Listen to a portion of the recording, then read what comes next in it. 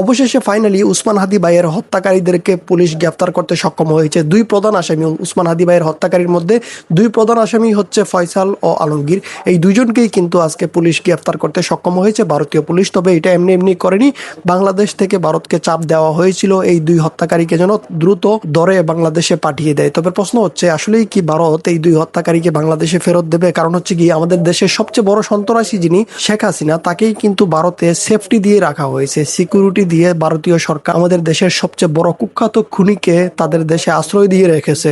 এখন ফয়সাল ও আলমগীরকে কি আসলেই ভারত ফেরত দেবে? তার কারণ হচ্ছে কি, আপনারা নিশ্চয়ই জানেন উসমান হাদি ভাই ছিল ভারতের সবচেয়ে কট্টর বিরোধী। তিনি সব সময় ভারতের বিরোধিতা করেছে, আর এই ভারতের বিরোধিতা করতে গিয়ে কিন্তু উসমান হাদি মারা গিয়েছে। ভারতীয় প্রশাসন ভালো করে জানে, ভারতের সরকারও ভালো করে জানে যে উসমান হাদি ভাই কট্টর ভারত বিরোধী ছিল। উসমান হাদি ভাইয়ের হত্যার পেছনেও কিন্তু ভারতের হাত রয়েছে। ভারতই কিন্তু এই ফয়সাল আলমগীরকে ঢুকতে দিয়েছে, তাদের দেশে আশ্রয় দিয়েছে। এই এত দিন হয়ে গেছে, তারপরও ফয়সাল ও আলমগীরকে তারা গ্রেফতার করতে পারেনি। আজকে করছে, কারণ আমাদের দেশের একজন গোয়েন্দা সংস্থার কর্মকর্তা ডিজিএফআই, তিনি ভারতীয় প্রশাসনকে চাপ দিয়েছিলেন যে যত দ্রুত সম্ভব এই আসামিদেরকে গ্রেফতার করে আমাদের দেশে পাঠিয়ে দিন। আসলেই কি ভারত এই দুইজনকে আমাদের দেশে পাঠাবে? যদি এই দুইজনকে পাঠানো হয়, ফয়সাল ও আলমগীর, এই দুইজনকে যদি আমাদের দেশে পাঠিয়ে দেওয়া হয়, তাহলে এদেরকে রিমান্ডে নিলে কিন্তু অনেক তথ্য বেরিয়ে আসবে, অনেক তথ্য বেরিয়ে আসবে, যেটা হয়তো ভারত চাইবে না যে এই তথ্যগুলো বেরিয়ে আসুক। হাদি ভাইয়ের হত্যাকারী দুই প্রধান আসামি ফয়সাল ও আলমগীর, তারাও জানে যে তাদেরকে যদি বাংলাদেশে পাঠানো হয়, জীবিত অবস্থায় যদি তাদেরকে বাংলাদেশে পাঠানো হয়, 100% তাদেরকে ফাঁসিতে ঝুলিয়ে মৃত্যুদণ্ড দেওয়া হবে। এরপরও কি তারা মুখ বন্ধ করে রাখবে? ভারত জানে যে এদেরকে যদি তাদের দেশে ফেরত দেওয়া হয়, তাহলে তারা মুখ খুলবে, আর তাদের মুখ থেকে যখন সব কথা বেরিয়ে আসবে, তখন ভারতও তো এখানে ফেসে যাচ্ছে। জীবিত অবস্থায় যদি ফয়সাল আর আলমগীরকে বাংলাদেশে পাঠানো হয়,